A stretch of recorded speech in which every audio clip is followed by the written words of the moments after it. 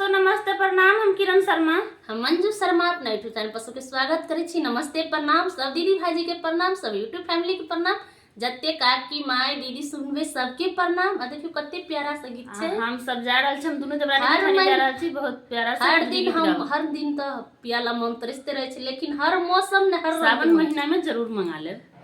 बड़ी नीक कजरी गीत छे, बड़ी प्यारा सा कजरी गीत से अहाँ सब जरूर सुनब और कमेंट करके जरूर बताएं गीत के हैं। खास कर नया अहाँ सबके कमेंट के हम सब इंतजार करब। और बहुत प्यारा से बात छे, बहुत प्यारा सुंदर सा गीत छे। मन मा पिएला मोर तरसैया, रिम झिम बरसै सबन माना। मन मा पिएला मोर तरसैया, बरसै रिम झिम सबन माना। बरसै रिम झिम सबन माना, बरसै रिम झिम सबन माना। मन मा पिएला